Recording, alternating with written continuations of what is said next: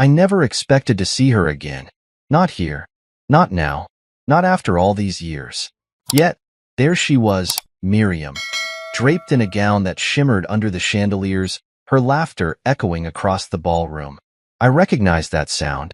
It was the same laughter that once warmed my home, the same voice that whispered promises of forever, before she ripped them apart and walked away without a second thought. And she wasn't alone. Her arm was linked with Sebastian, the so-called elite executive she left me for. He stood tall beside her, his self-satisfied smirk barely concealed behind a crystal flute of champagne. He had the look of a man who thought he had it all: money, status, power. I wondered if he had any idea who I was. For years, Miriam assumed I was nothing. That's why she left. She wanted wealth, prestige, a life of luxury. And when I was struggling to build my business, when I was barely scraping by, she told me point blank, "I can't waste my life waiting for you to become someone." So she walked out. She didn't wait to see if I would succeed. She didn't care. To her, I was a failure, and failures didn't deserve her patience. But what Miriam never knew, what she never bothered to stay long enough to witness, was that my failure was temporary, and it became the fuel I needed to rise. And now, here we were. The universe had a cruel sense of humor. She hadn't spotted me yet. I watched as she mingled effortlessly, her practiced smile never faltering, her fingers grazing Sebastian's sleeve every so often like a woman making sure her investment was still intact. Then, her gaze landed on me. Her eyes widened slightly, just for a moment, before her lips curled into a smirk. She tilted her head, whispering something to Sebastian before striding toward me, confidence dripping from every step. "Adrian?" Her voice was syrupy sweet, but I caught the condescension laced beneath it. "I can't believe it. It's been so long." I gave her a small nod, keeping my expression neutral. "Miriam." She let out a laugh, feigning delight. "Oh my goodness, I wasn't sure it was you at first. What are you doing here?" "I was invited," I said simply. Her brows lifted slightly. "Really?" She glanced around, her eyes scanning the room as if trying to gauge whether I was telling the truth. As if a man like me didn't belong in a place like this. Sebastian finally joined us, his grip firm around Miriam's waist as he assessed me with mild disinterest. He extended his hand. "Sebastian Carter, CEO of Carter Holdings." I took his hand and shook it, offering a polite nod. "Adrian Kingston." Miriam's smirk widened, as though she had just confirmed something in her mind. "So, Adrian, what have you been up to these days?" There it was. The bait. She wasn't asking out of curiosity. She wanted to hear that I was still struggling, that I was still in the same place she had left me, scraping by, barely making ends meet. I almost laughed, but I let her have her moment. "Oh, I said casually, "just working." "Working?" She let out an exaggerated sigh. "I figured. You always were a hard worker. What is it that you do now?" Sebastian chuckled, swirling his champagne. "Let me guess, one of the hotel staff? Or maybe a manager?" I let their assumptions hang in the air. Miriam's eyes glowed with amusement. "Sebastian, I used to be married to Adrian. Can you believe that? We had, well, let's just say, very humble beginnings." Sebastian raised a brow. "You never told me that." She shrugged. "It wasn't worth mentioning. It's in the past." I nodded slowly. "Yes, it is." Miriam turned her attention back to me, her lips twitching with barely concealed mockery. "I'd love to see your workplace. It must be quaint." I held her gaze. "You would." She nodded eagerly, linking her arm through Sebastian's. "I mean, why not? I'd love to see what you've made of yourself." Sebastian smirked. "That could be interesting. I wouldn't mind taking a tour either." I exhaled slowly, letting a small smile touch my lips. "A tour?" Well, who was I to deny them that? "Of course," I said smoothly. "I'd be happy to show you around." Miriam practically beamed, certain that she had won whatever twisted game she was playing. She had no idea that this very ballroom, this luxury hotel filled with the city's elite, belonged to me, that I wasn't just an employee. I was the billionaire CEO of Celestia International, one of the most exclusive luxury hotel and spa chains in the world. And tonight, she was about to find out. As I led Miriam and Sebastian toward the elevators, I couldn't help but let my mind drift back to the past, the very past Miriam had been so eager to erase.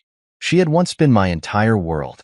We met in college, back when my life was dictated by early morning shifts, late-night classes, and the constant struggle to make ends meet. I worked 3 part-time jobs just to afford tuition, barely scraping by while juggling assignments and exhaustion. But through it all, Miriam had been there.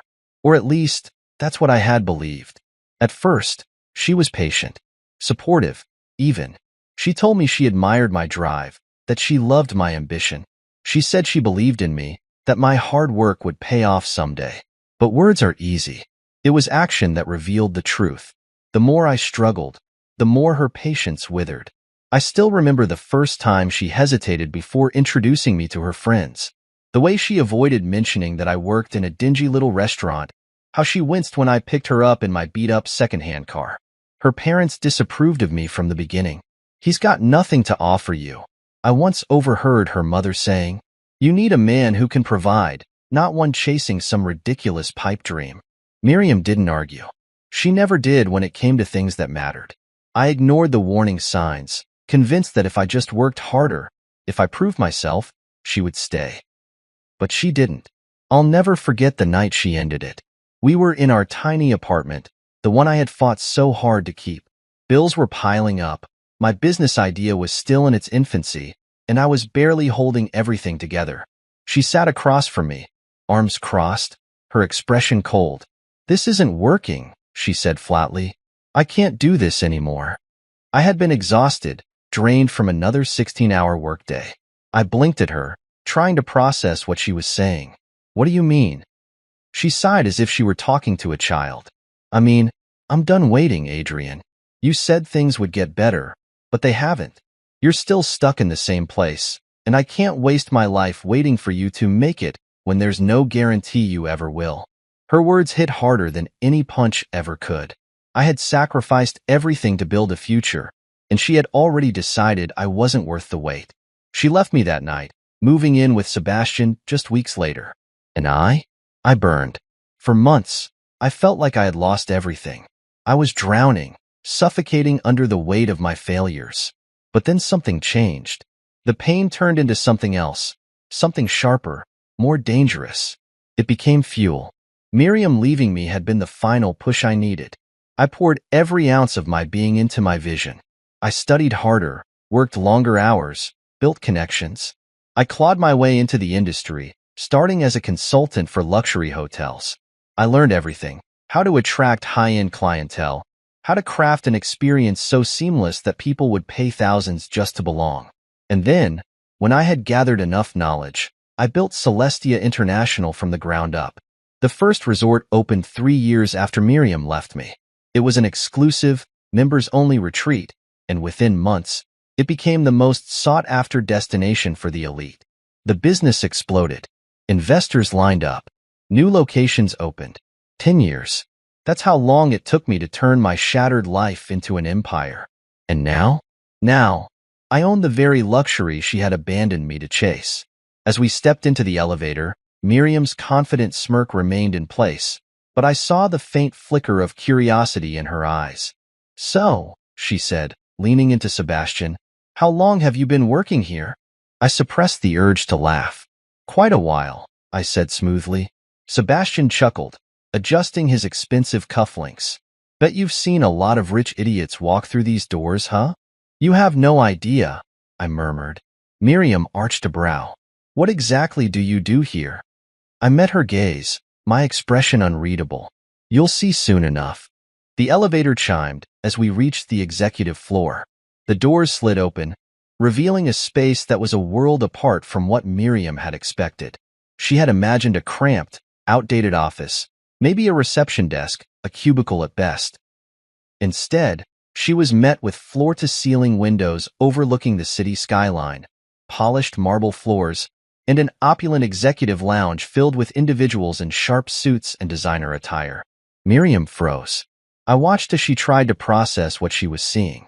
Sebastian shifted uncomfortably, his earlier amusement faltering. Wait, why are we here? I stepped forward, leading them down the hall. This is my workplace, I said simply. Miriam blinked. You work up here? Before I could respond, my assistant, Charlotte, approached. She was poised, professional, every bit the representation of the company's prestige. Good evening, Mr. Kingston, she said with a polite bow. Your board meeting has been confirmed for tomorrow, and the finance reports have been sent to your private server. Do you need anything else before your next appointment? Silence. Miriam's face drained of color. Sebastian's smirk vanished. I turned to face them fully, my voice calm, controlled. Let me reintroduce myself. I allowed the pause to hang in the air, letting the weight of my next words settle. Adrian Kingston, CEO of Celestia International. Miriam's lips parted slightly, her breath catching. Sebastian's grip on her arm tightened as panic flickered in his eyes. For years, Miriam had assumed I was beneath her, that I had been left behind, forgotten. But tonight, that illusion had just shattered. Miriam's stunned silence was satisfying, but I wasn't done yet. Sebastian cleared his throat, forcing an uneasy chuckle. You're the CEO? His voice lacked the confidence he had exuded earlier. Yes, I said smoothly, watching his reaction. Didn't Miriam tell you? Miriam's throat bobbed as she swallowed hard, her fingers curling into the fabric of her expensive gown. I didn't know, she admitted, her voice barely above a whisper. Of course, she didn't. She had never looked back. She had never cared to check. As far as she was concerned, I had been nothing when she walked away, and I would always be nothing. But she had been wrong. I gestured toward the expansive office before us. Welcome to Celestia International, the luxury empire I built from scratch. Sebastian's eyes darted around, taking in the modern decor, the sleek furniture, the artwork on the walls, each piece carefully curated, worth more than the car he had arrived in. His jaw tightened, and I could see it in his expression. He realized he had underestimated me. But this wasn't just about proving my success. This was about the journey, the years of struggle, the relentless drive, the sacrifices that had led me here. I walked toward my office, pushing the glass doors open. Inside, the room was bathed in soft lighting, the massive desk positioned to overlook the city skyline. Behind me, Charlotte followed, professionally poised as always. Mr. Kingston, she said, your financial team has sent the latest quarterly reports. The revenue from our newest Dubai resort has exceeded expectations. Shall I have the numbers prepared for your board review? Yes, I said without hesitation. Miriam and Sebastian just stared. The woman who once laughed at my dreams, who told me I would never amount to anything, was now standing in the empire I had built, one she had never believed in. I took a seat behind my desk, my fingers drumming lightly on the polished wood. Would you like a drink? I asked, my voice calm, measured. We stock only the finest here. Miriam didn't answer. Sebastian, on the other hand, straightened his posture, trying to regain his composure. I have to say, Adrian, this is impressive. Impressive. I almost laughed. I had more than just impressive. I had power, influence, control over an industry where people like him wanted a seat at the table. But instead of gloating, I leaned back in my chair. You said earlier that you wanted to see my shabby workplace. I mused. Is it what you expected? Miriam clenched her jaw, but Sebastian forced a laugh. We were just joking, of course. Of course, I said, though we both knew he was lying. Miriam finally spoke, her voice hesitant. Adrian, I raised a hand, stopping her. Let me tell you something, I said, my tone steady. When you left, I was nothing. A man with a failing business, drowning in debt, wondering if I'd ever make it. And you? You made sure I knew exactly how worthless you thought I was. She flinched. I continued. But that's the thing about hitting rock bottom. It forces you to rise. Every insult, every doubt, every moment of struggle, they became my fuel. I built Celestia International not just to prove myself, but because I refused to let people like you decide my worth. The weight of my words hung between us. Sebastian shifted, clearly uncomfortable. Well, business is business, he said. attempting to sound casual. It's all about timing, right? I smirked. Yes, and mine couldn't have been better. Because I hadn't just built a company. I had built a dominance in the industry. Celestia International was the gold standard of luxury. Every resort, every spa, every high-end location bore my signature of exclusivity. I catered to the elite, the kind of people Sebastian wished he could mingle with. Miriam had traded me for security. And now, standing before me, she realized that the real wealth had been the man she had abandoned. Charlotte stepped forward. Mr. Kingston, shall I prepare your next meeting? I glanced at Miriam and Sebastian. Actually, I have some time. Why don't I give our guests a little more insight into my world? Miriam hesitated, but Sebastian, his pride clearly wounded, nodded. Sure. Why not? I stood, leading them out of my office. As we walked down the executive floor, I gestured toward the surrounding offices. Each of these rooms belongs to a department that runs Celestia International, from marketing to real estate acquisitions to investor relations. Every decision made here shapes an empire worth billions. Sebastian's expression tightened. I continued. You see, luxury isn't just about wealth. It's about perception. People pay for status, for exclusivity. They don't just buy a hotel stay, they buy an identity. And I made sure Celestia International became the ultimate identity for the elite. Miriam exhaled slowly, as if trying to process just how far I had come. But I wasn't done. We reached a conference room where my top executives were in a meeting. The walls were glass, giving a clear view of the discussion happening inside. A slideshow displayed figures, profits in the hundreds of millions, acquisitions in progress, global expansion plans. Miriam's eyes widened. Sebastian stiffened. I let the moment sink in. This is what you left behind, I finally said. Miriam turned to me, her lips slightly parted, her confidence crumbling. Sebastian, clearly eager to change the subject, forced another smile. Well, it's an impressive setup, I'll give you that. But success isn't just about money, right? I smirked. True. It's also about who holds the power. Miriam gripped her purse tightly, avoiding my gaze. The realization had hit her. She had traded me for a future that wasn't guaranteed. And now, she was standing in front of the man she had underestimated and lost forever. I glanced at my watch. I have a meeting soon, so I'll have Charlotte escort you both out. But before you leave... I paused, my gaze steady. Enjoy the night. And next time you think of me as just another low-level worker, I smiled, a slow, deliberate curve of my lips. Remember whose name is on the building. The air in the room was heavy, almost suffocating, as Miriam and Sebastian absorbed the weight of the truth. My truth. The reality they never expected. I wasn't the struggling, insignificant man they had envisioned all these years. I wasn't the failure Miriam had abandoned, or the shadow she assumed had faded into obscurity. I was the CEO of Celestia International, the man who had built an empire from the very rubble she left behind. Sebastian, clearly trying to mask his discomfort, forced a tight-lipped smile. Well, Adrian, I have to admit, this is impressive. I chuckled, low and deliberate. Just impressive?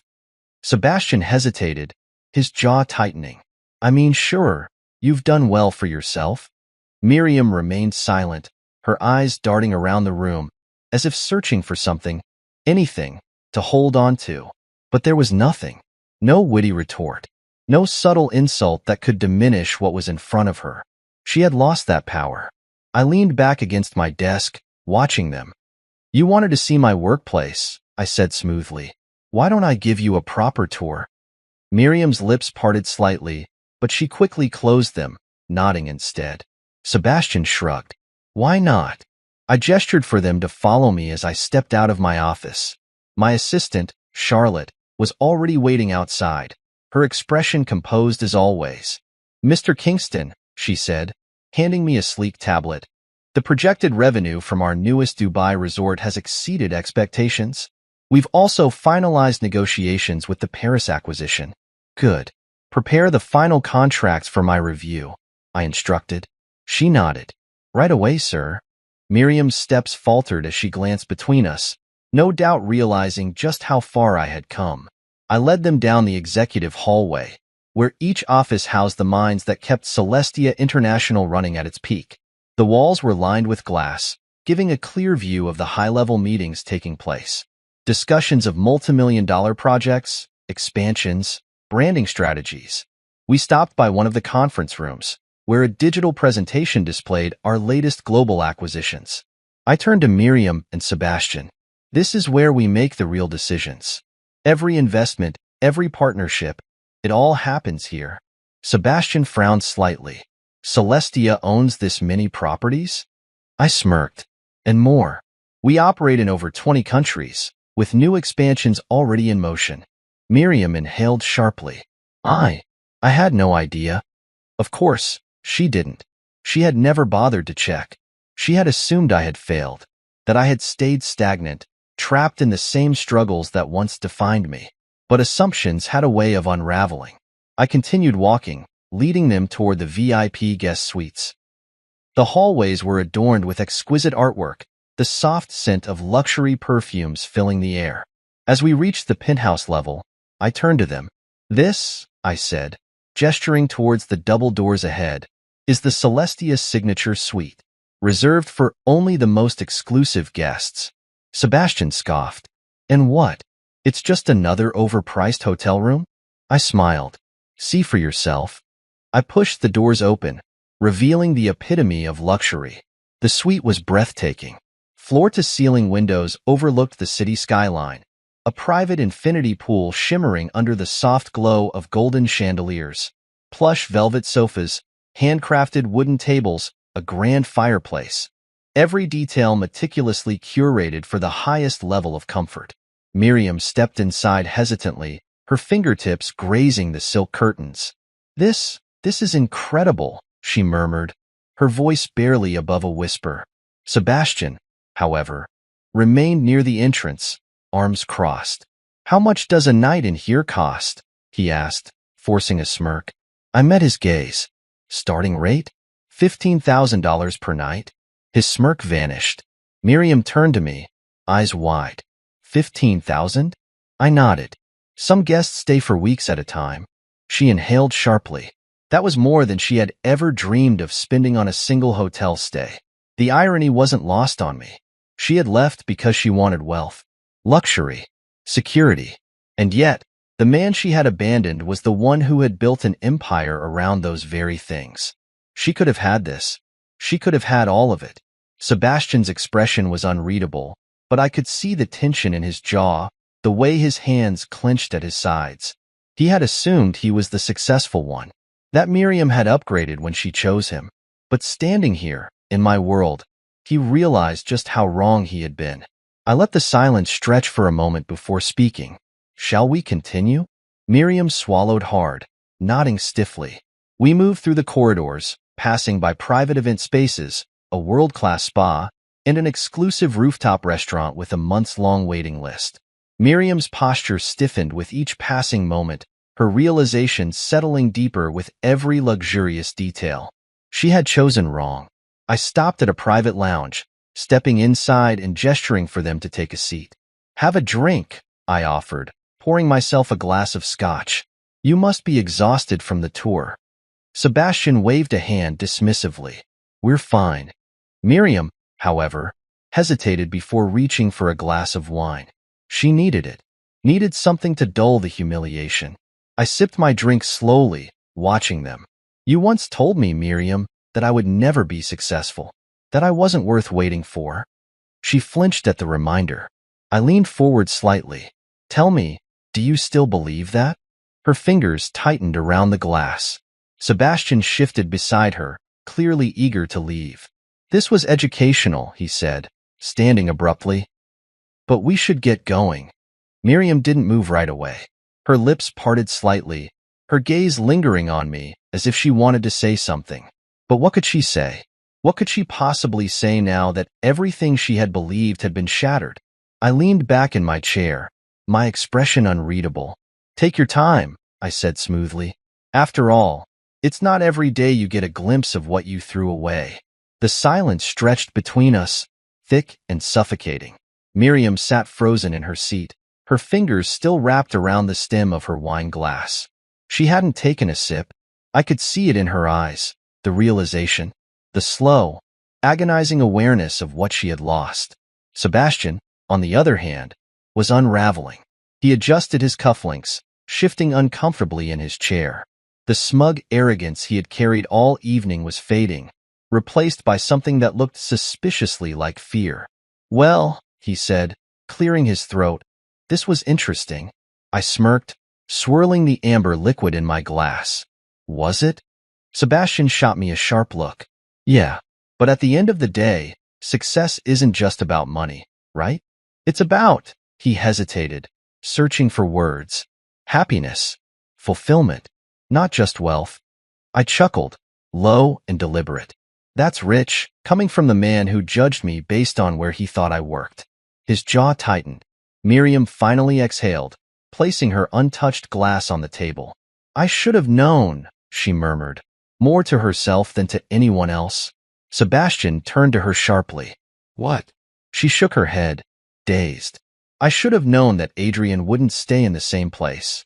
Her eyes flickered toward me, regret evident in every movement. I never imagined this." Her voice was quieter now, almost vulnerable. I didn't respond right away. I wanted her to sit in that realization a little longer, to truly feel it. She had assumed that I had failed. She had assumed that I had remained the struggling man she walked away from. But reality had a way of punishing assumptions. I leaned back, my gaze steady. "No, Miriam, you didn't care enough to imagine it." Her lips parted slightly, a flicker of hurt crossing her face.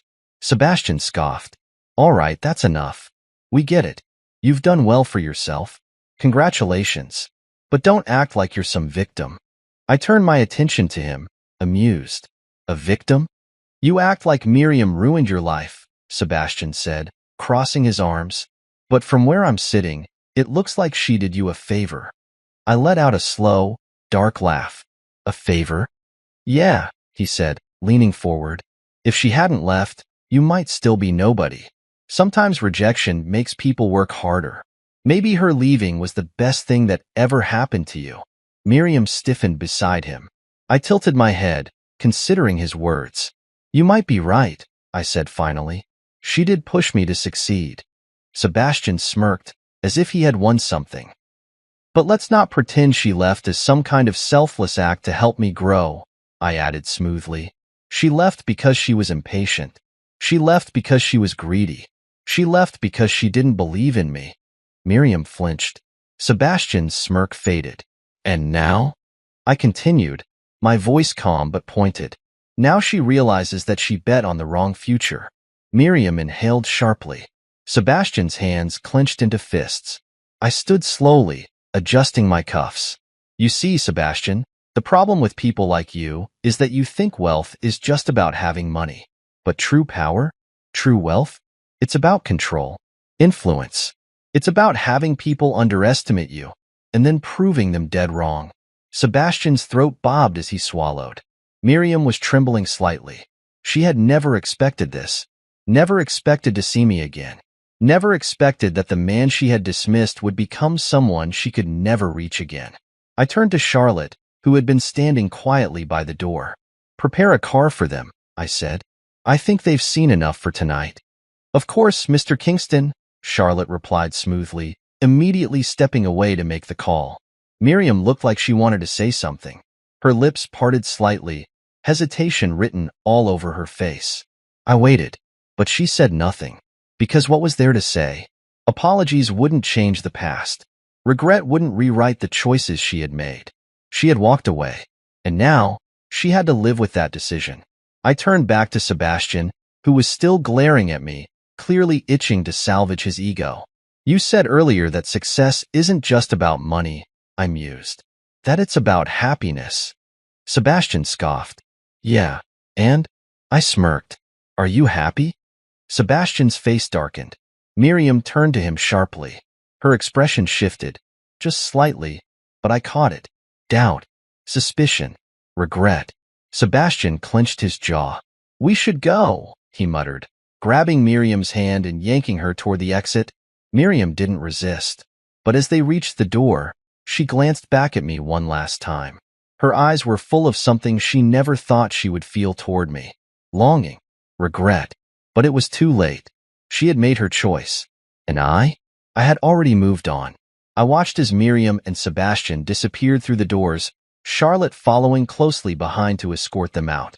The moment they were gone, the room felt lighter, quieter. I exhaled slowly, setting my drink down on the polished marble bar. Miriam had finally seen what she had thrown away, and it had shaken her to her core. But this wasn't over yet. Miriam had left me because she wanted wealth, security, a life of effortless luxury. She had thought Sebastian was her golden ticket to that world. And now, I was curious to see just how secure their life really was. I walked over to my desk, pressing a button on the intercom. Charlotte, get me everything we have on Sebastian Carter. A slight pause, then her crisp response, right away, Mr. Kingston. I had learned, long ago, that power wasn't just about money.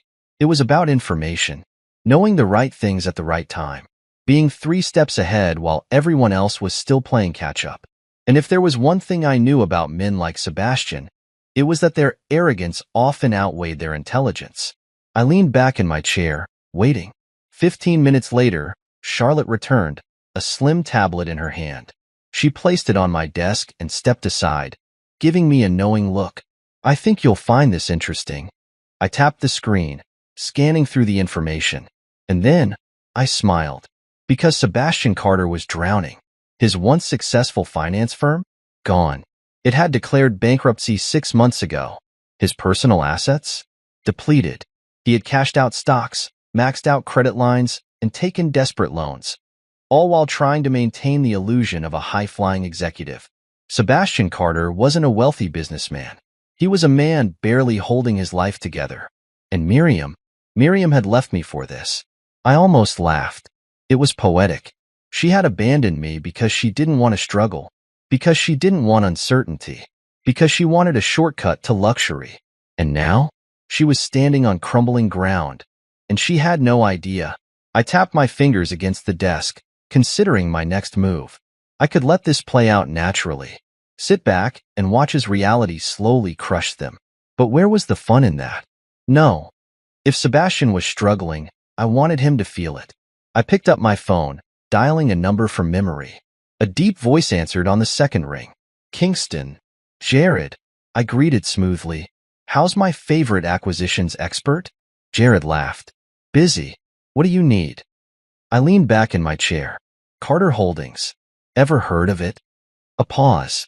Sebastian Carter's firm? Yeah, they're bleeding money. The vultures are circling. Good, I said, smiling. Buy out whatever's left of his assets. Quietly. I don't want him knowing it's me. Yet? Jared let out a low whistle. You really don't play around, do you? I chuckled. Not when someone needs a reminder of who holds the real power. Consider it done, Jared said. I'll send the reports over by the end of the week. I hung up, satisfaction settling deep in my chest. Sebastian had spent the night mocking me, assuming he was the one on top, assuming I was still some insignificant man scraping by. Now, he was about to lose whatever little he had left. And Miriam? Miriam had no idea that the life she had bet on was built on borrowed time. The next day, I arrived at my office early. Charlotte was already there, as efficient as ever. Mr. Kingston, she greeted. The financial reports on Carter Holdings are in your inbox. And she hesitated slightly.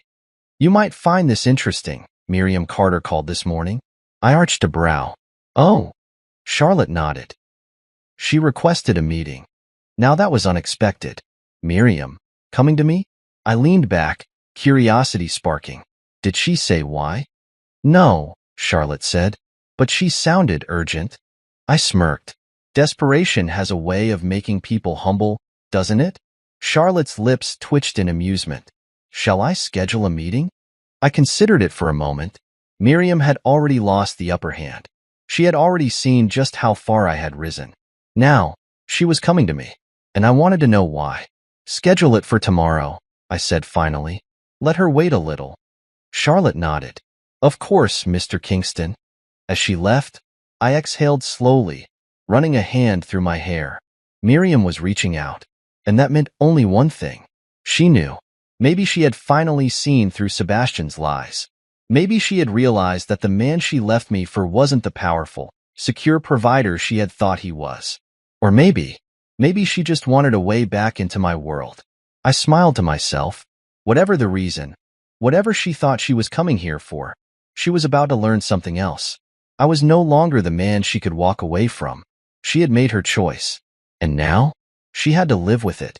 The next day, I arrived at my office earlier than usual. The skyline stretched before me through the floor-to-ceiling windows, bathed in golden morning light. I sipped my coffee slowly, letting the warmth settle as I anticipated what was to come. Miriam was coming to see me. It had been years since she walked out of my life without looking back, certain that I would never amount to anything. But today, she had reached out, and I knew exactly why. She had discovered the truth about Sebastian.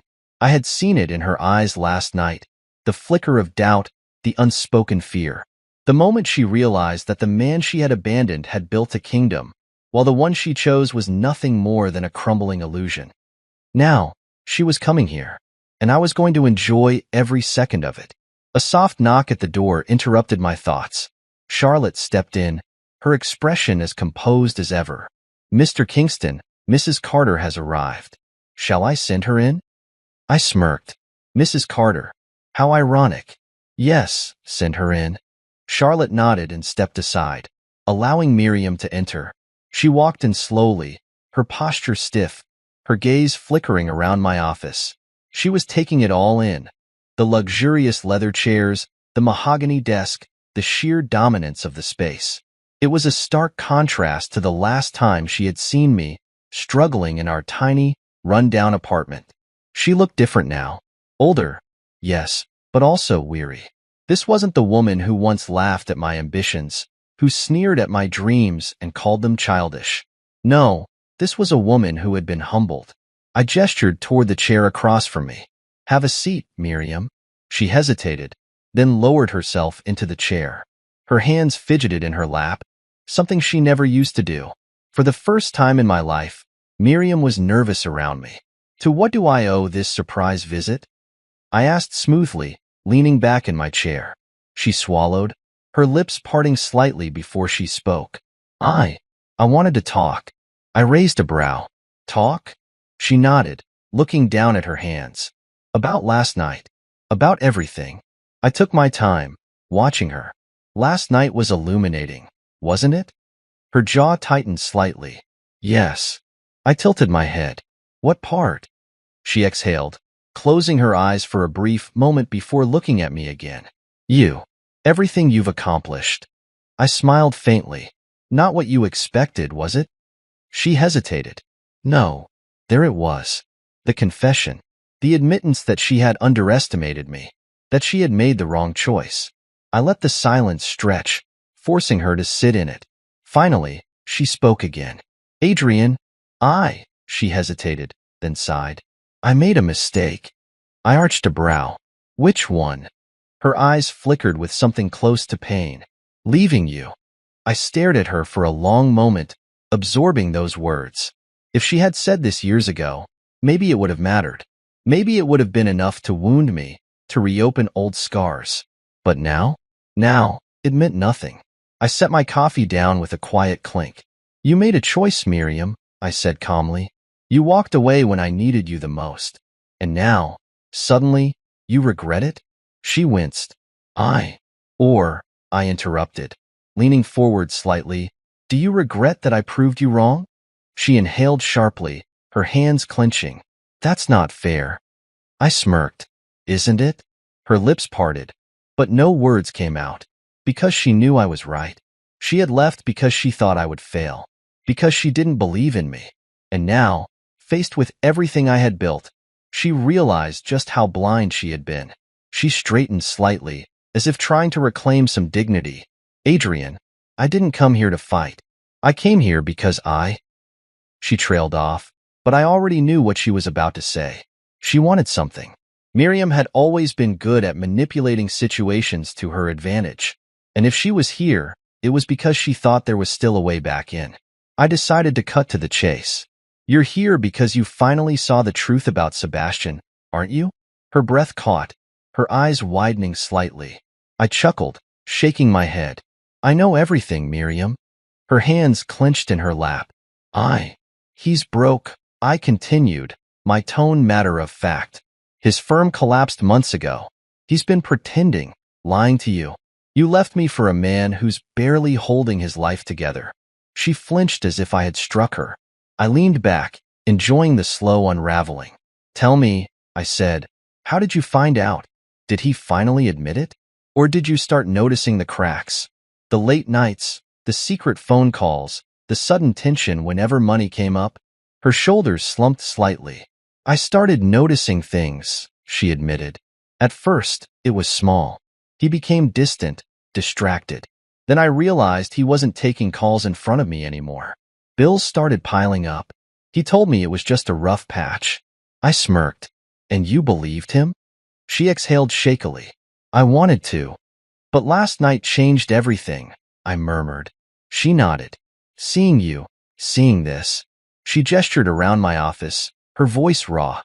It made me realize how blind I was. Silence stretched between us. And then, she finally asked the question I had been expecting. Adrian, she said quietly, is there any way we could try again? I let the words hang in the air, letting her feel the weight of them. Miriam Carter, the woman who once walked away from me without a second thought, was now sitting in front of me, asking for another chance. I inhaled slowly, then exhaled, and I smiled. Not out of happiness, out of pure satisfaction, because Miriam was about to learn the most cruel twist of fate.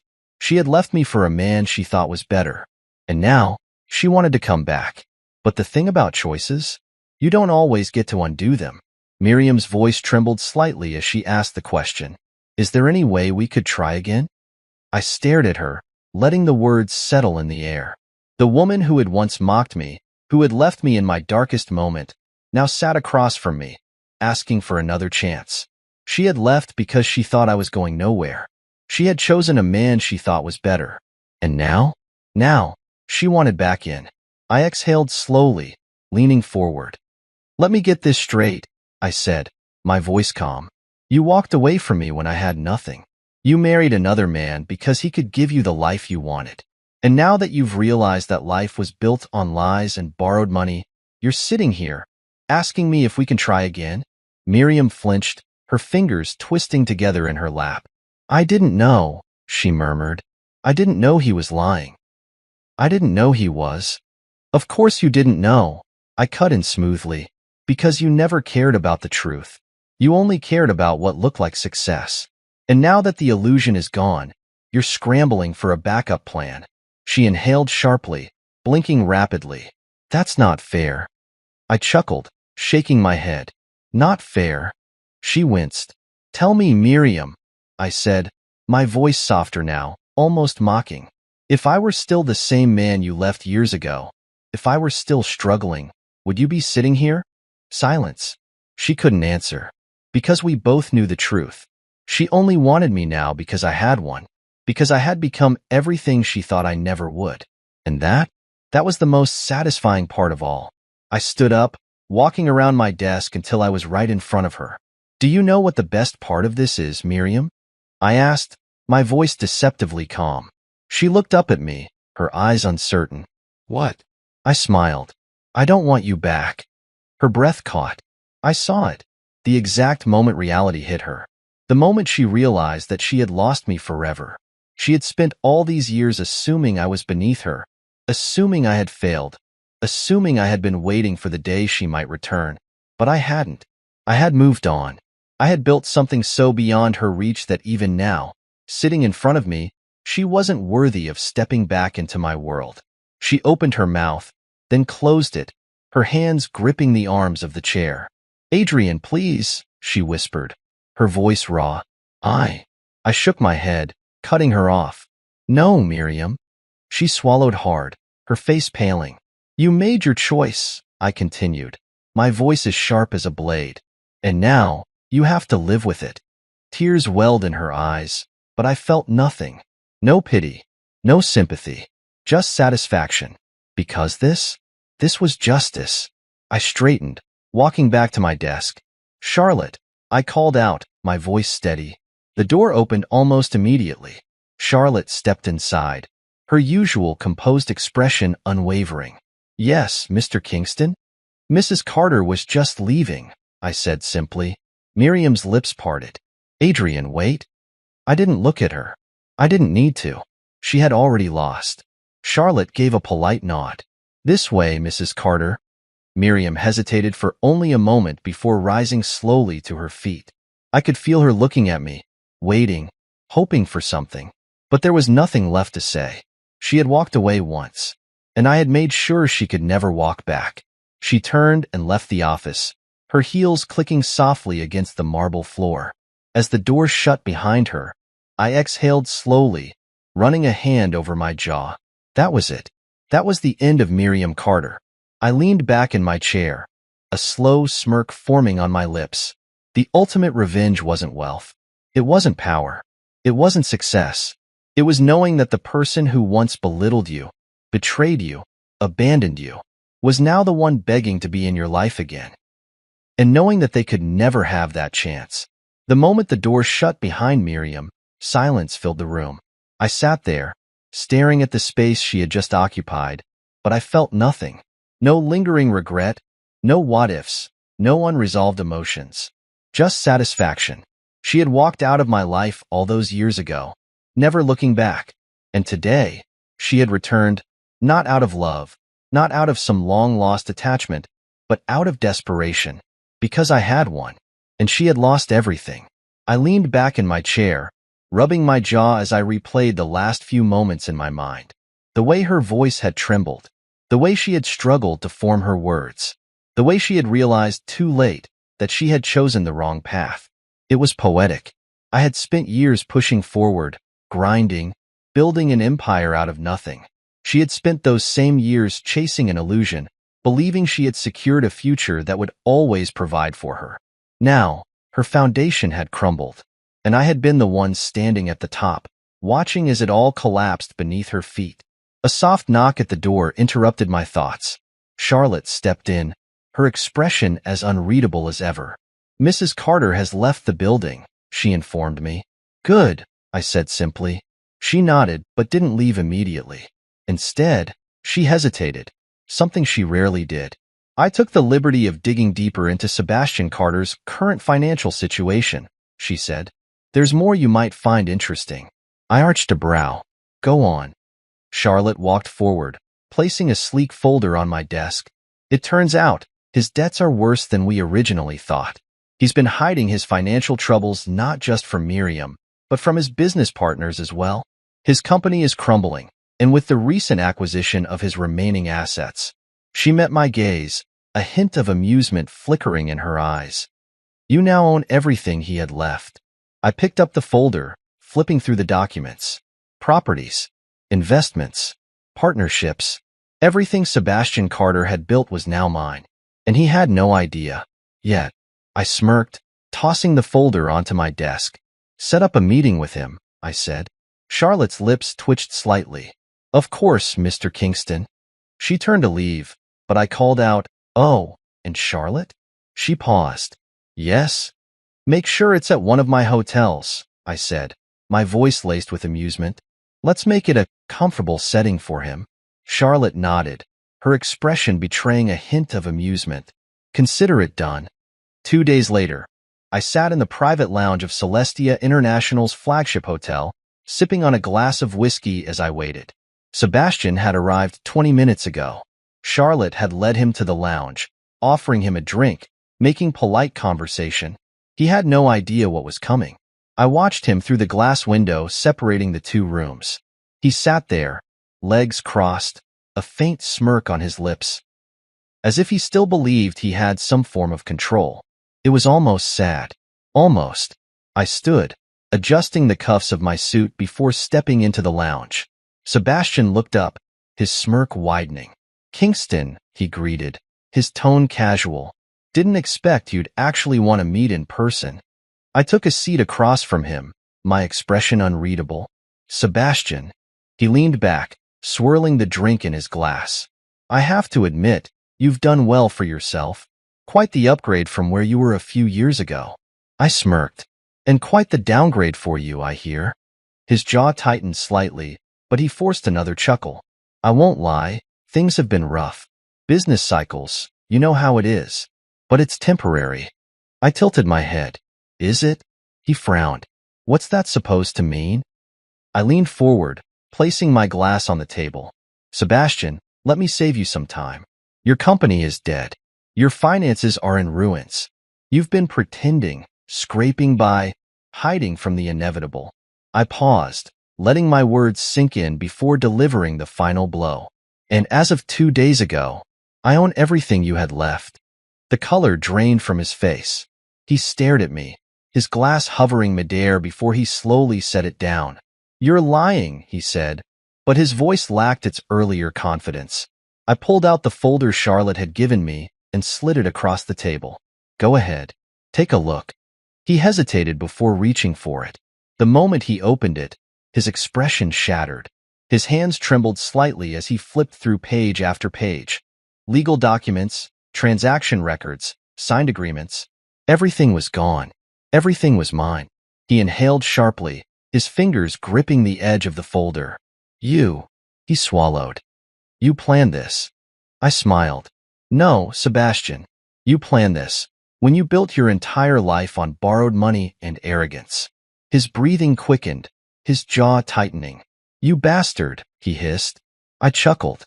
Now, is that any way to speak to your new landlord? His head snapped up. What? I leaned back, enjoying every second of this. That penthouse you and Miriam have been living in? That company office you still pretend to run? That car you drive? I spread my arms. All mine now. Sebastian's hands clenched into fists. You can't. I already have, I interrupted smoothly. Silence stretched between us. Sebastian's breathing was uneven now, his entire body stiff with barely contained rage.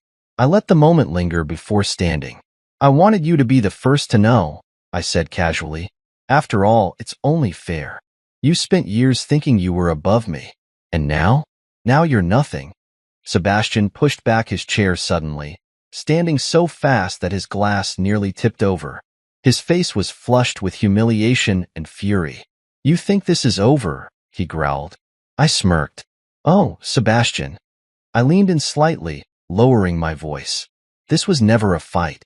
It was a lesson. His jaw clenched so tightly I thought he might break a tooth. I straightened, adjusting my suit. Enjoy the rest of your evening, I said lightly. I imagine it'll be your last one in my penthouse. And with that, I walked out, leaving Sebastian Carter to drown in his own downfall. As I stepped out of the lounge, I didn't bother looking back. There was nothing left to see. Sebastian Carter, the man who once held his nose high, the man who believed he had everything, was now standing in the ruins of his own arrogance. He had mocked me, dismissed me, taken the woman who was supposed to stand by my side. And now, he had lost everything. His fortune, his business, his home, and soon Miriam. I walked through the sleek marble corridors of the hotel, my shoes clicking against the polished floors. Charlotte was already waiting by the elevator, holding a folder in her hands. Did he take the news well? She asked, amusement lacing her voice. I smirked. Not at all. She handed me the folder. The final paperwork. Sebastian and Miriam have 30 days to vacate the penthouse. After that, they're officially out of your properties. I flipped through the documents, nodding in approval. It was done. The final blow had landed. Charlotte hesitated for a moment before speaking again. There's something else. I glanced up. What? She pressed her lips together, as if debating whether to say it. Then, finally, she said, Miriam is outside. She's waiting in the lobby. I exhaled slowly, but I wasn't surprised. Of course, she was. Miriam had always been resilient in her own way. Even now, after everything that had happened, she wasn't ready to let go. Charlotte gave me a knowing look. Do you want me to send her away? I considered it. I had nothing left to say to Miriam. I had given her my answer the last time we spoke. There was no going back. But still, I wanted to see what she would say. What excuse she would come up with now that her world had collapsed. I slipped the folder under my arm, sent her up to the rooftop lounge. Charlotte gave a slight nod. Understood. I leaned against the glass railing, staring out at the city skyline. The rooftop lounge was private, exclusive to only a select few guests. It was quiet here, the air crisp as the evening lights flickered below. I heard the elevator doors open behind me, followed by hesitant footsteps. Then, her voice. Adrian. I didn't turn around right away. I took a slow sip of my whiskey before finally facing her.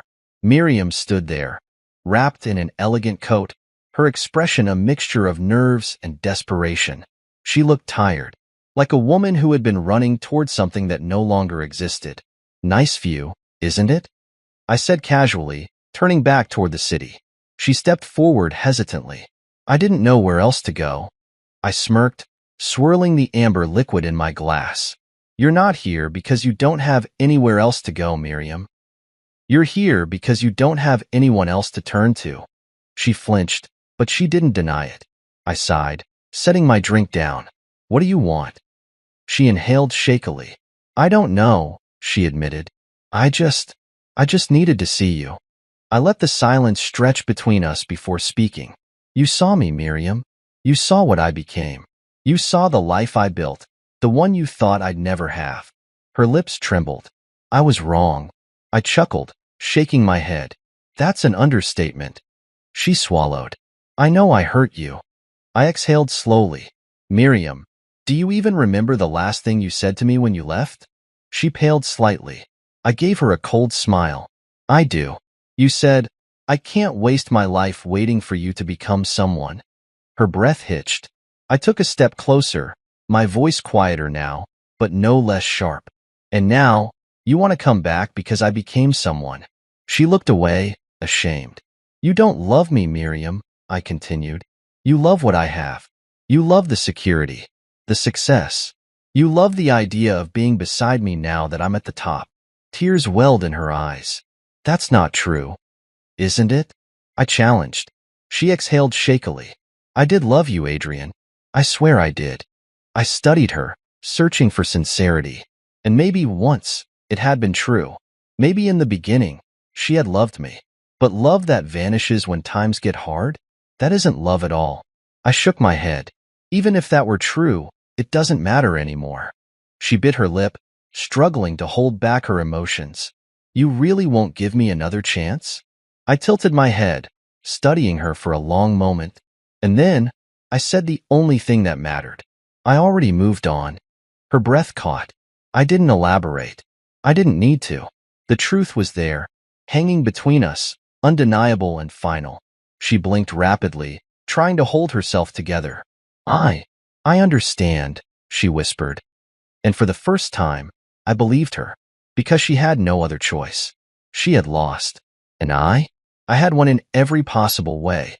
I turned back toward the city, my hands resting on the railing. Goodbye, Miriam.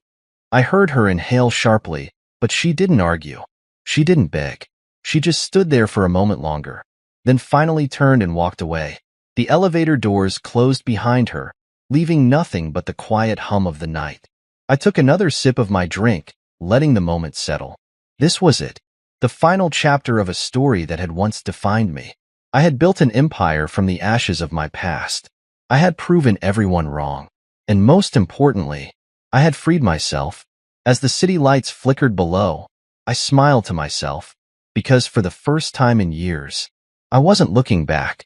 I was only looking forward, and it felt damn good. Her name was Celia Moraine, and 12 years ago, she was supposed to be my wife. That's what the invitation said. That's what the engraved rings promised. That's what every friend and family member believed when they flew in, booked hotel rooms, and set aside time to celebrate the beginning of something beautiful. My name is Rowan Hale, and I was ready. I had spent months preparing, finalizing the suit fittings, double-checking the venue reservations, handwriting vows that I rewrote 5 times because none of them seemed to say enough. I had even installed custom lighting at the reception hall to make the photographs warmer, more alive. I wanted it perfect. I needed it to be perfect. But perfection doesn't make people stay. For days before the wedding, my phone rang just after midnight. I was standing in my kitchen, barefoot, eating leftover chicken straight from the pan. The phone lit up with her name, Celia, and I answered immediately.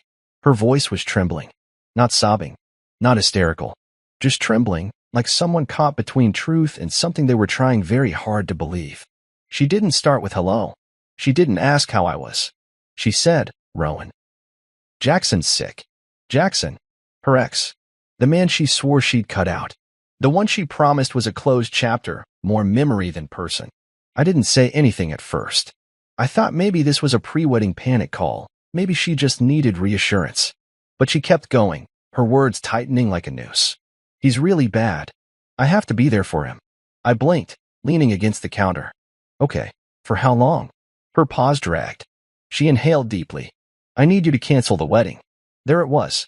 Sharp. Deliberate. Like she'd rehearsed it. I remember looking down at my hand, still holding the greasy fork from dinner, not even sure I'd heard her right. I said her name again, softer, like maybe that would bring her back into focus. Celia, what are you talking about? I'm not coming back, Rowan. I have to be there. And if you can't accept that, then maybe we shouldn't be together at all. I waited for the part where she would backtrack. The part where she'd say it was just temporary, that she was confused, that she didn't mean it. But that part never came. If you don't obey, then stay alone. Obey. That word hit me harder than the rest. Obey like I was some stubborn child refusing to understand a lesson she'd already decided for both of us. Obey like my pain was secondary to her virtue. Obey like love was a command she could withdraw if I didn't comply. I didn't scream. I didn't throw my phone or beg or cry. I didn't ask what Jackson had or why it had to be her. Instead, I stood in silence, listening to her breathe on the other end of the line, like maybe part of her knew what she was doing and didn't have the guts to say it out loud. When I finally spoke, it was only 3 words. I heard you. Then I hung up. The next hour was slow, numb. I sat in the dark, staring at the kitchen wall like it might rewrite what had just happened. I could have called her back, could have driven to her apartment. But what was I going to say? That I forgave her? That I'd wait for her to decide again? No, that wasn't love. That was self-erasure. So I blocked her number. Then I blocked her parents. I opened our wedding website and deleted it. I took the rings, hers and mine, and locked them in a drawer. I stared at the tailored suit still hanging in my closet, wondering if it would ever be worn or if it had just become the most expensive lesson of my life. I didn't leave my apartment that night. Not physically, but something in me did walk away. From her. From the version of me who waited around for people who couldn't stay. From the man who thought loyalty was about sacrifice instead of balance. Celia Moraine had made a choice. She walked back into someone else's arms. And in doing so, she burned the bridge between us to ash. They say real love never dies. But that's a lie we tell ourselves to keep the story pretty. Real love, the kind that builds, that anchors, that expands who you are, that love doesn't issue ultimatums. It doesn't demand obedience.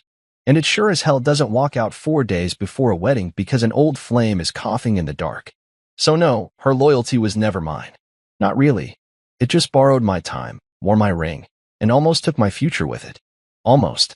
She said it like she was canceling brunch. That's what stayed with me the longest. Not the heartbreak, not the betrayal, but the ease. The complete lack of weight in her voice when she delivered a decision that detonated the future I had built brick by brick around her. You'll understand one day, she said, like I was some emotional novice who couldn't see the brilliance in what she was doing. As if there would ever come a day when I'd look back and thank her for leaving me. After I blocked her, I thought it would be over. I thought silence would be the clean break I needed. But my phone kept buzzing, first with unknown numbers, then with ones I recognized but hadn't stored. Greta Moraine. Her mother. Cold elegance wrapped in spiritual superiority. She always looked at me like I was a pet project Celia had taken up, charity in human form. And now, Greta was calling to tell me how mature Celia's decision was. How it was an act of selflessness to go back to her ex during a time of need. Then came Claude. Dr. Claude Moraine. Her father. A man who wore his degrees like medals and measured morality in grand gestures. He left a voicemail that began with, Rowan, I want to offer you some perspective, and ended with, you're too emotional to see that this is love in its most generous form. Love? That wasn't love. That was emotional theft disguised as compassion. And somehow, I was the one they expected to applaud it. The part that messed me up the most wasn't that Celia left. It was that they expected me to praise her for it. Like my heartbreak was a small price to pay for her noble sacrifice. As if the invitations I sent out, the deposits I paid, the life I rearranged, all of it was disposable because Jackson coughed hard enough to warrant her pity. I guess the years we spent together didn't hold up next to nostalgia and an old flame's weakness. That night, I didn't cry. I packed. I walked through my apartment with a trash bag in one hand and a silence in my chest that felt like a second heartbeat. I tossed the save the dates into it. The extra favors we'd ordered. The wedding board she made on the cork wall with handwritten notes about table arrangements and song selections. All of it went into the bag. I pulled down the photo of us from the hallway, the one we took in Asheville when the fall leaves lit up the sky like fire. I stared at it for a long time. We looked happy. We looked sure. But smiles lie in photographs. They don't tell you how much someone is willing to let you hurt. By sunrise, I had made up my mind. I wasn't going to stay in the city. I wasn't going to keep looking at the apartment we were supposed to move into after the honeymoon. I wasn't going to hear from mutual friends asking if I was okay. I deleted everything. My social media. My email address. I didn't want comfort. I wanted distance. So I took a bag of clothes, my tools, and what little furniture I'd built myself, and I left. Not forever, but long enough to disappear. I remember standing at the curb, the air thick with morning traffic and the kind of stillness that only exists when your life has completely unstitched.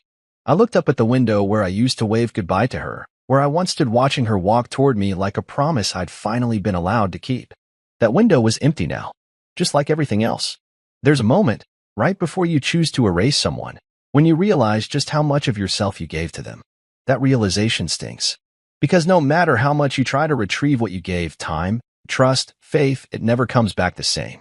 It's like ripping pages out of a book and hoping the story still makes sense. I didn't beg. I didn't call her parents back. I didn't scroll through old texts or sift through pictures wondering what I missed. I wasn't going to do what they wanted, frame her betrayal as some great act of courage. I erased them the way they erased me. By the end of that week, I was gone. It took me 2 full days of driving before I even looked at a map. I didn't have a destination, just a direction, anywhere that wasn't here. I followed open roads like they were veins leading away from a dying heart, fueling my escape with black coffee, bad diner food, and silence. No music. No podcasts. Just the hum of tires on asphalt and the slow unfurling of grief in my chest. Eventually, I stopped in a small town I'd never heard of, Fairgrove. It wasn't marked by anything special. No famous landmarks or tourist traps.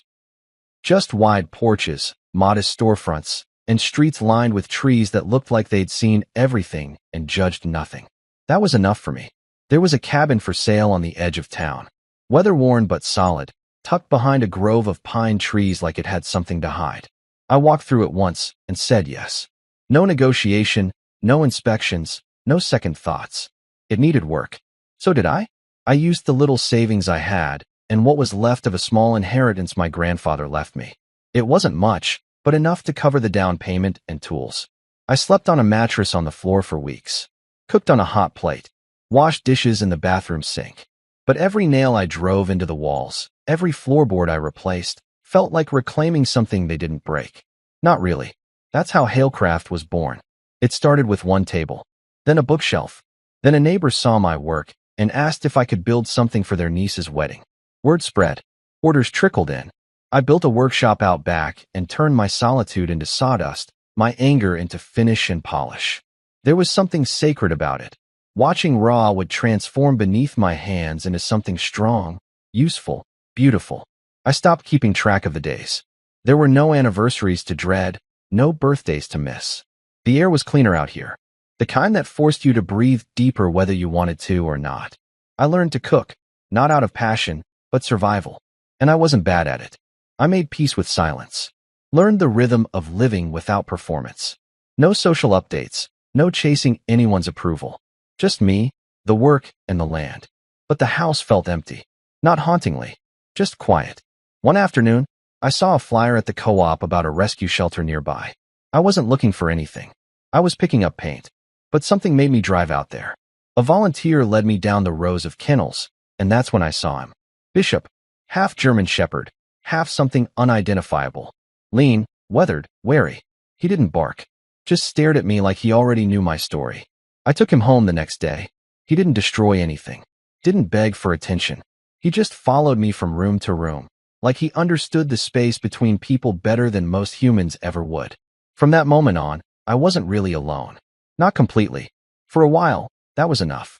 I didn't date, didn't flirt, didn't even consider it. Not because I was bitter, but because I didn't want to hand over pieces of myself until I knew what was left. I had to learn how to stand without resentment propping me up. So I waited, not for someone to save me, but for someone who wouldn't need saving. Juniper Vance walked into my life on a rainy afternoon, looking for a handcrafted desk for her writing studio. She wore a raincoat that swallowed her whole, curls pinned back with a pencil, and glasses that fogged up the second she stepped into my shop. She laughed, quietly, like she wasn't used to laughing in front of strangers. But it stayed with me. We talked about wood grains and dimensions. But by the time she left, we were talking about books, stubborn dogs, and how neither of us knew how to enjoy a Saturday without a to-do list. She came back 2 weeks later. Not because the desk wasn't right, it was, but because she wanted a bookshelf to match. Then a chair. Then a kitchen island. One night, I caught her looking around my shop with that soft sort of wonder people rarely show in adulthood. "This place feels like it's been lived in by ghosts who finally learned how to rest," she said. That's when I knew. It wasn't dramatic. We didn't tumble into love. We built it. The way you build a fire, gently, patiently, layering warmth until it crackles to life. She never asked about Celia. I never brought her up. There was no shadow in our story. Just two people who found light where they didn't expect it. I married Juniper in the backyard under a tree I planted my first year in Fairgrove. We have 2 kids now, Theo and Marin. I still build furniture. She still writes. And Bishop, old and slower now, sleeps near the fireplace most nights. I used to think love had to burn to be real. But Juniper taught me that real love doesn't demand. It doesn't threaten. It just stays. And in the staying, it heals. It started with a knock, 3 soft raps, barely audible over the rain tapping at the windows. I was in the kitchen, drying dishes while Marin colored at the table and Theo practiced chords on the piano, fingers stumbling through a piece Juniper had taught him last week. The scent of rosemary chicken filled the house, and I remember thinking, for a moment, how far I'd come from the noise of the past. Then Juniper's voice cut through from the foyer. "Rowan, you'll want to see this." The way she said it, low, hesitant, almost apologetic, made my heart pause mid-beat. I wiped my hands on the towel and turned the corner, expecting maybe a neighbor in trouble or a package left in the rain. Instead, I saw the shape of a memory I thought I'd buried. Celia, standing on the porch like a ghost who didn't know she was supposed to stay dead. She was flanked by Greta and Claude, older now, grayer, still wearing their judgments like tailored coats. And behind them, umbrella held over all their heads, was Jackson, the last face I expected, and somehow still the one that made my jaw clench the hardest. No one spoke. The rain filled the silence with its steady percussion against the eaves. I didn't move. I just stood there, barefoot on the hardwood, arms crossed loosely over my chest, staring through the storm of old wounds come to life. They looked as out of place as a bad memory in a peaceful dream. Celia's eyes flicked past me, past the foyer, and widened as she took in the home behind me. My home. Her gaze caught the hallway lined with framed photos. Juniper reading to the kids on the porch, Theo's first day of school, Marin in a sunflower field, all those small moments stitched into a life. Then it moved to the living room, where Halecraft pieces stood like quiet trophies, tables, bookshelves, chairs, every inch of the place touched by my hands, by the life I rebuilt from splinters. Greta blinked, as if she couldn't reconcile what she was seeing with the man she thought I was. Claude shifted uncomfortably, eyes landing on the grand piano beside the fireplace, the same one he once told me was too lofty for a man like you.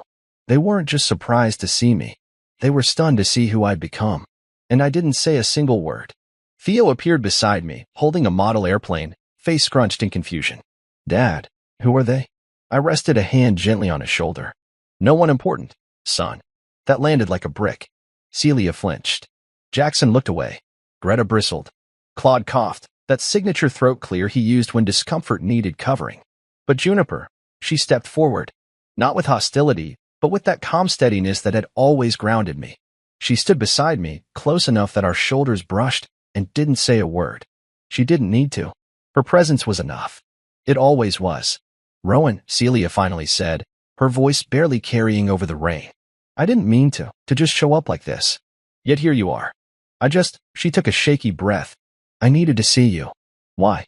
I asked, my tone quiet but sharp. After 12 years, what exactly did you think you'd find? Her mouth opened, but she didn't answer.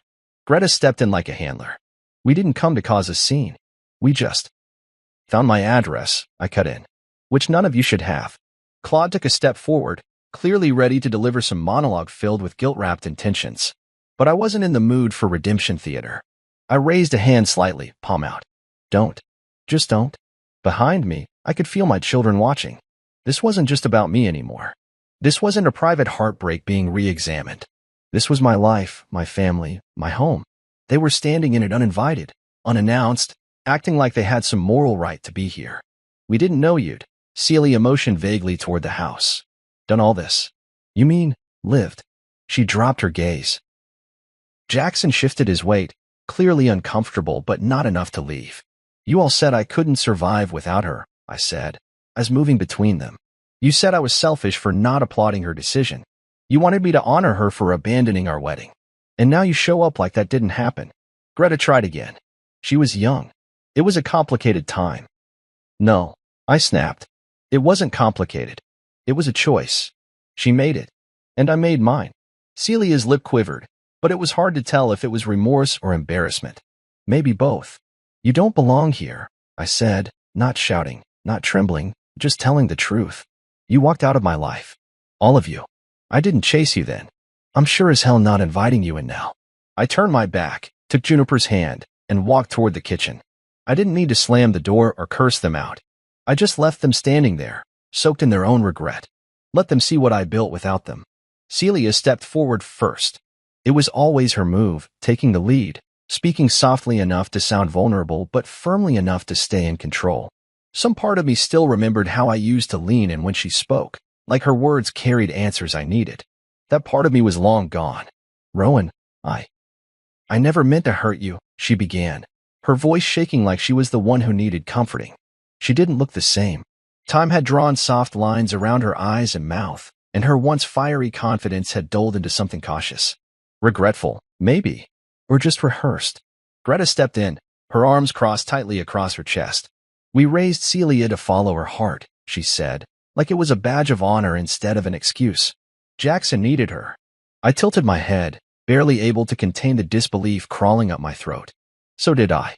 Claude cleared his throat, always the mediator. Always the one who tried to lace manipulation and politeness. We've fallen on hard times, he said. Jackson's business collapsed. Celia is divorced now. And we thought, maybe we could talk. I almost laughed. Talk? As if that word hadn't died between us 12 years ago. As if conversation could rebuild the bridge they lit on fire and danced around. Talk about what? I asked, arms still folded. My voice was steady, but I could feel the pulse in my jaw. I had nothing to prove, but something in me wanted them to hear every beat of what they'd missed. Celia looked up, smiling nervously. Us, she said, like it was obvious. Maybe we were always meant to circle back. You've done well. You built a life. Maybe we could. I didn't let her finish. You mean come back into the life you threw away? The words landed heavy. She blinked fast, like the weight of them stung. Good. I was 22, Rowan, she said, her voice cracking. I didn't know what I was doing. You knew enough to leave, I replied. Greta stepped in, indignant now. You make it sound like she did something unforgivable. She did, I said. And you helped her do it. I could feel Juniper standing just behind me. She hadn't spoken, hadn't moved from the archway where she stood with her hand resting lightly against the wall.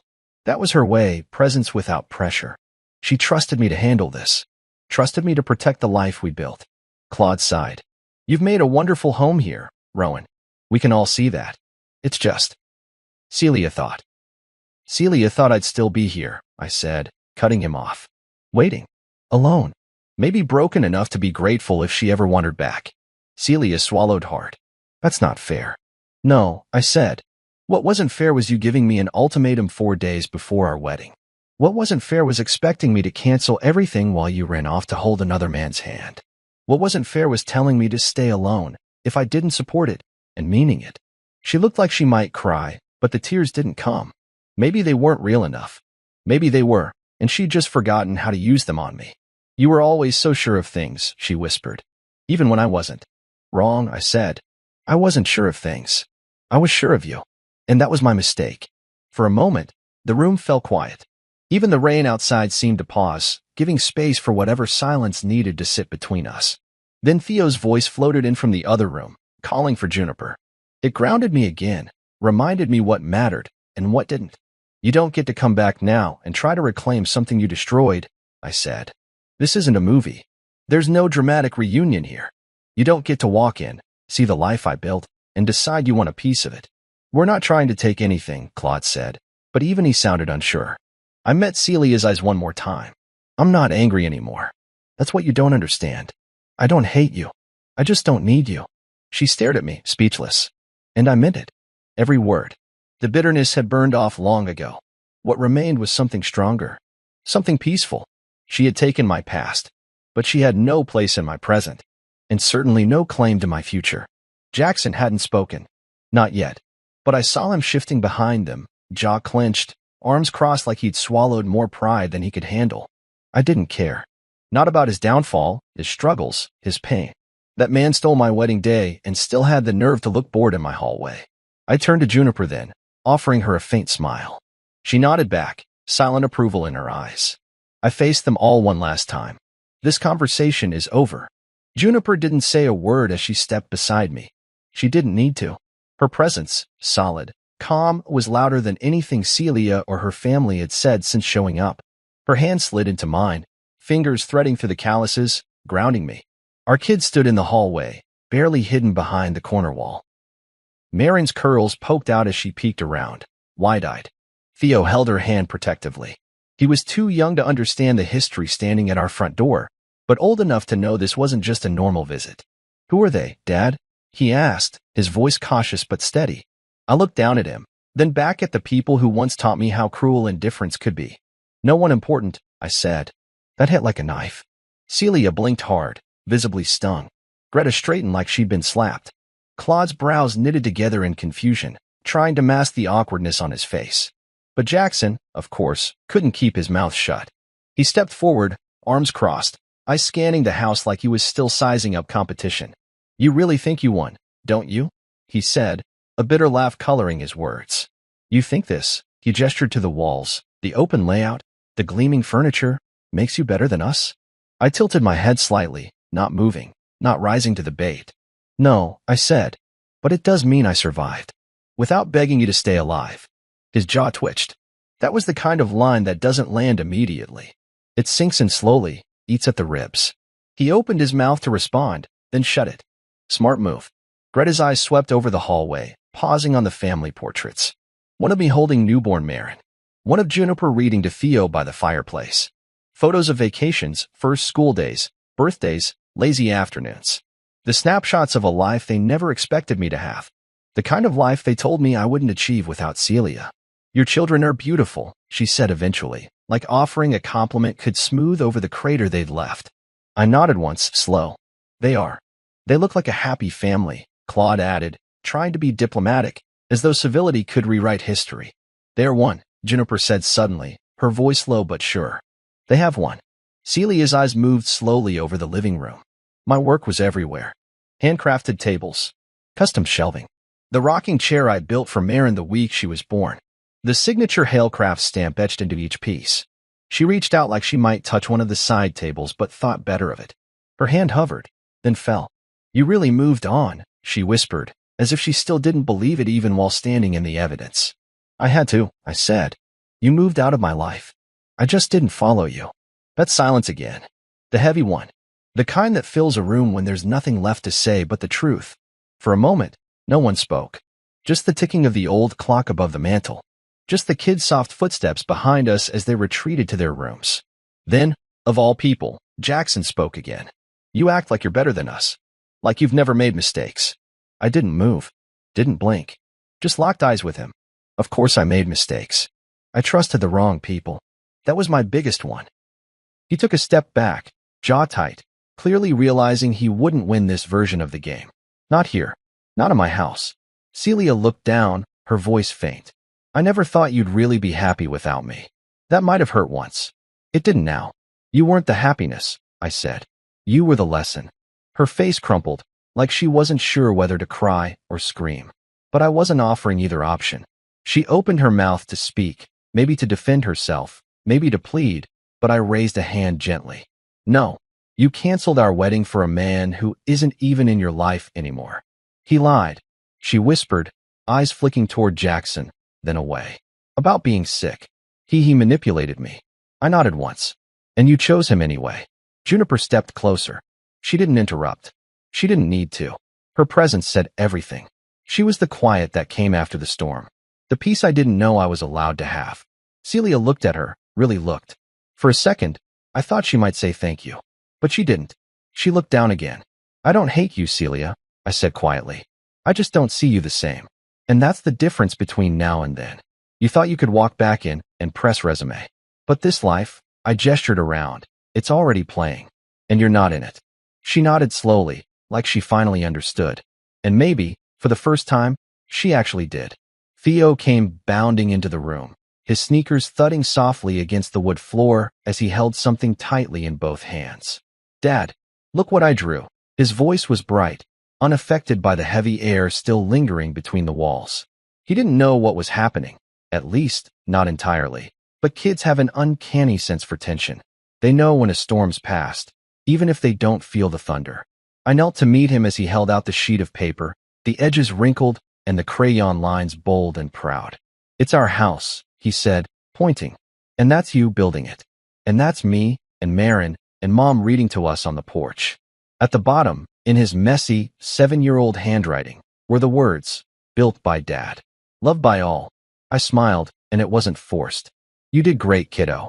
Theo beamed, then glanced over my shoulder at the unfamiliar faces still standing awkwardly near the door. Can I go show Marin? Go ahead, I said, ruffling his hair. He ran off, the sound of his footsteps fading into the back hall. I stood and turned to find Celia watching me like she'd just seen a version of me she didn't think existed. Maybe she hadn't. Not really. Back then, I was building a life around her, not for myself. And when she left, I realized I didn't even know what I wanted beyond her. But I learned. Pain teaches better than love ever could. Celia's eyes brimmed with tears. He's beautiful. He's mine, I said simply. She blinked, letting one tear escape down her cheek. I never thought you'd really be happy without me. I didn't soften. You weren't the happiness, Celia. You were the lesson. Her lip trembled. She took a small step forward, but stopped herself. Do you know what it's like to wake up and realize you bet your entire future on a lie? Jackson told me he had cancer. Stage 4. He cried on my lap, begged me not to let him die alone. Said you'd be fine, that you were strong. I believed him. You also loved him, I replied. That's what you don't want to admit. You didn't just go out of pity. You went because you wanted to. You wanted him more than you wanted us.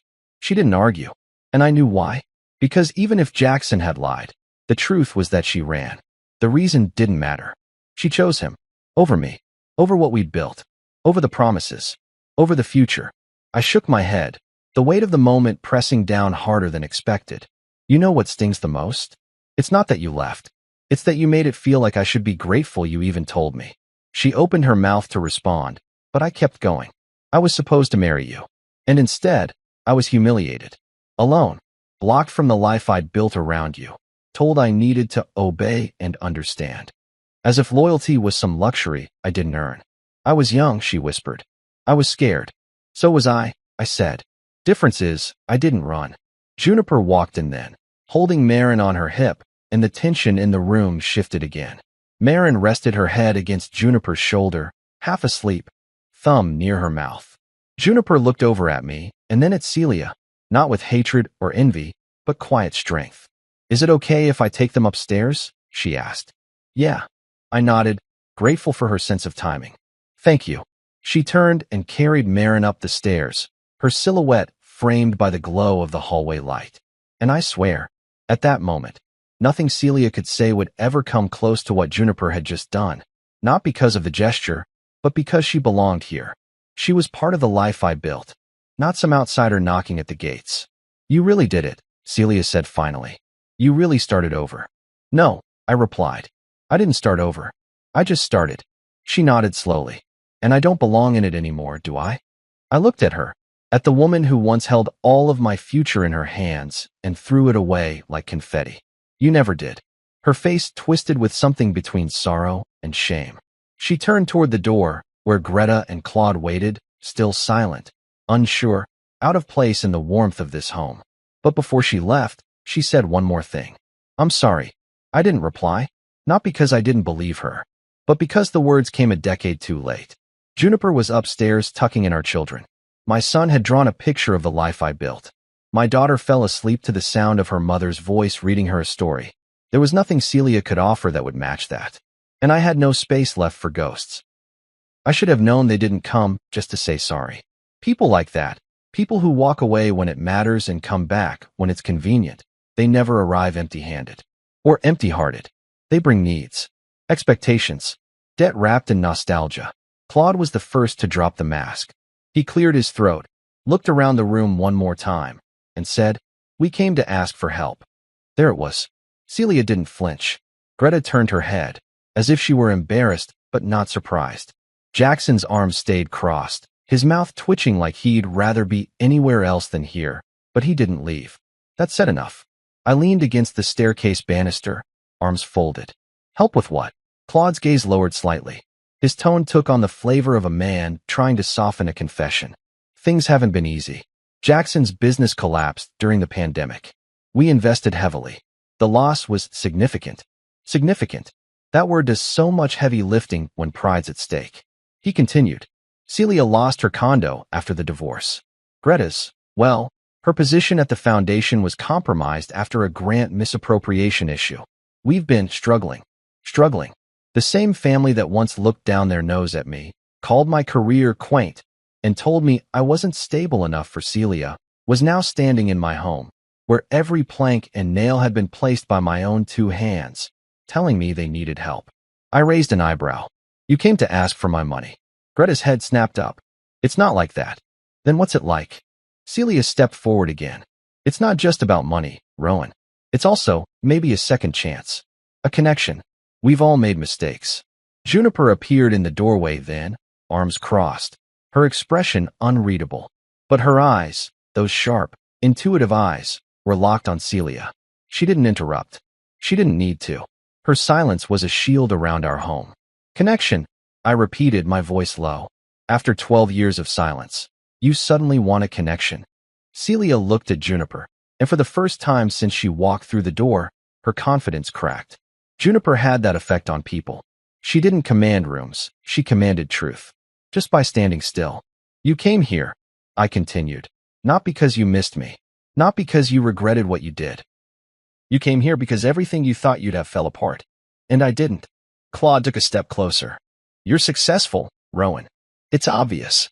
And despite everything, we're still family in a way. I laughed. Just once. Sharp. Family? You cut me off the moment I stopped serving your story. You all told yourselves a lie about Celia's noble decision and shoved me into the role of selfish villain. And now that I've made something of myself, you want to rewrite history and call it kinship. Greta shook her head quickly. We're not asking for much. Just... Juniper stepped forward. Her voice was quiet, controlled, but it carried through the room like thunder. You want help? She said, eyes scanning each of them. Apologize first. Silence. Not one of them spoke. Not even Jackson, who now looked like he was ready to slip out the door and pretend this never happened. No apologies. No acknowledgement. Just a wall of silence thicker than the one they gave me 12 years ago. Juniper turned to me. You don't owe them anything, Rowan. Not your peace. Not your forgiveness. Certainly not your money. I looked at Celia, waiting. Still nothing. You can't even say you're sorry, I said, the words flat now. You showed up here, hoping I'd still be the version of me you left, quiet, uncertain, desperate to be chosen. But that man is long gone. Claude opened his mouth again, but I stopped him with a raised hand. I don't need the details of your misfortunes, I said. I've lived mine.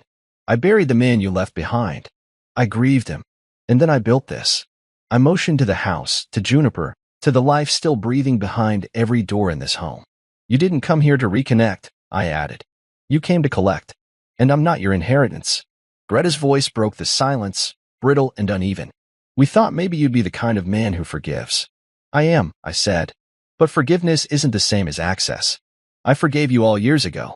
That's why I'm not bitter. That's why I could move on. But that doesn't mean you get to walk through my door and ask for pieces of what I've built without ever acknowledging what you broke. They stared at me, stunned into silence, standing in the warmth of a home they had no part in creating. And I stood there, solid in the truth I had earned. This time, they would leave empty-handed. The door had never felt heavier in my hand. Maybe it was the weight of 12 years pressing down, or maybe it was just the realization that I was the one holding the exit open for the people who once told me I didn't belong in their version of the future. Either way, I stood there at the threshold, fingers resting against the wood, as Celia and her entourage hovered just shy of the porch steps. They weren't moving. Not quickly. Not eagerly. Like they were waiting for something else, some miracle, some mercy, some last-minute reversal where I'd sigh and say, "Fine. Come in. Let's pretend none of this happened." But I wasn't built for pretending anymore. "You thought I'd still be waiting for you," I said, my voice quiet, almost conversational, like a placeholder. Like my life would freeze until you decided to thaw it. Celia winced, but she didn't interrupt. Greta, standing beside her, twisted the strap of her handbag, clearly in use to discomfort that wasn't dressed up in charity galas and subtle manipulation. Claude kept a hand on her shoulder, his own gaze drifting past me into the home they thought I didn't deserve. But I didn't wait, I continued. I built. I healed. I moved on. That was the truth in its purest form. I didn't just move away from them. I didn't just cut contact. I remade myself. Not to spite them. Not to show them. But because I had to. Because I couldn't carry their absence forever. At some point, you stop waiting at a door that never opens. You build your own house. Celia's lip trembled, but she didn't speak. I could see it in her eyes, though, the words rising and falling, searching for purchase. But the time for words had passed. Words are easy. It's the showing up that matters. And showing up now, after 12 years of silence, wasn't noble. It was desperate. "So that's it?" she finally asked, her voice hoarse. "After everything, that's it?" I studied her for a moment. The girl I had loved, bright-eyed, reckless, full of fire, was gone. What stood before me was a woman shaped by her choices. And while I didn't hate her, I no longer felt bound to the story we almost wrote. "That was at 12 years ago," I said. Her shoulders dropped, the finality of my words folding over her like a weighted blanket. Jackson stood a few feet behind them, hands in his pockets, jaw locked in that same smug tension he wore like armor. But even he looked defeated now.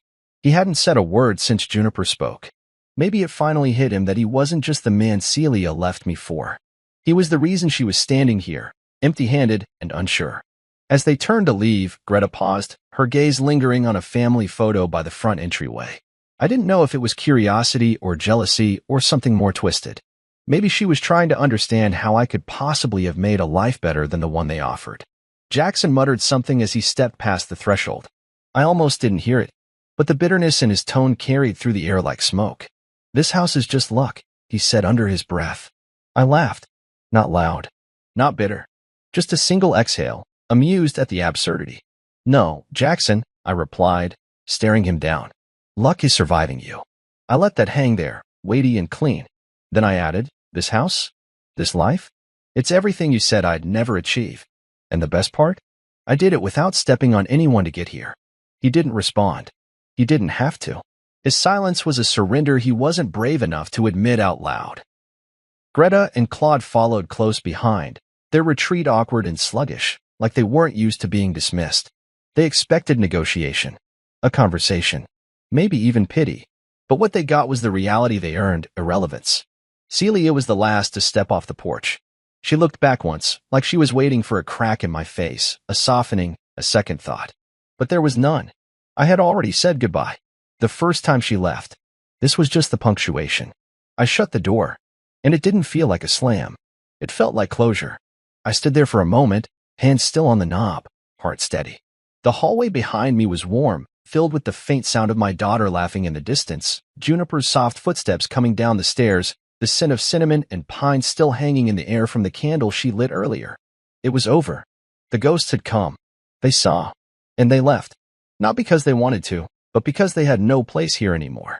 I turned away from the door, walked toward my family, and didn't look back. Later that night, after the dishes were done and the kids were asleep, Juniper and I sat on the front porch in the quiet we'd earned. The rain had passed, leaving the air crisp and fragrant, like the sky itself had been scrubbed clean. The wood beneath our feet was cool, still slightly damp, and Bishop lay curled beside my chair, his old frame rising and falling with the slow rhythm of deep sleep. Juniper handed me a mug of tea and sat beside me without a word. That was her way. She never pressed. She waited until I wanted to speak, and when I did, she listened like my voice was the only one in the world. "You okay?" she asked softly, not looking at me but out toward the lawn, where fireflies blinked lazily in the dark. I took a sip, let the warmth of the mug settle between my palms. Better than okay. It surprised me how much I meant it. There were no tremors in my hands, no lingering anger in my chest, no ache in the back of my throat from words left unsaid. For years, I thought closure would come with confrontation, some grand moment of reckoning where I'd finally get the apology I deserved. But it hadn't. And yet, I felt lighter than I ever had. "They really thought they could walk back in," I said, shaking my head. She glanced at me now, her expression unreadable but calm. "Ghosts always do. They don't knock because they think they still have a key." I smiled faintly at that. Not anymore. From inside the house, faint laughter trickled out. Theo was whispering to Marin, probably making her giggle when she was supposed to be sleeping. Their joy was unrushed, honest, untouched by the bitterness that once defined my world. And it struck me, not for the first time, how lucky I was, not because of fate, but because I didn't stop walking when the road turned cold. "Do you ever regret it?" I asked, surprising myself with the question. "Coming here. This life. Us."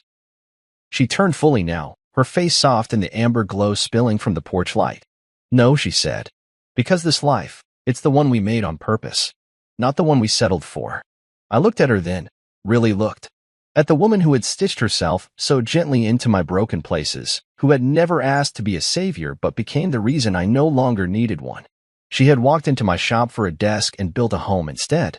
"You saved me," I said, not needing her to say it back. "But she did anyway. And you let yourself be saved. That's the part no one ever talks about."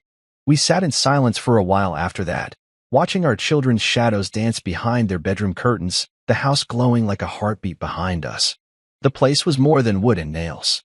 It was memories carved into every corner. It was safety. It was ours. Sometimes ghosts return. Sometimes they dress up as remorse or nostalgia or desperation. But they only haunt if you invite them in. And I didn't. I never would. The truth is, I didn't just move on from Celia. I moved into the life I was meant for. A life where love didn't ask for sacrifices that only went one way.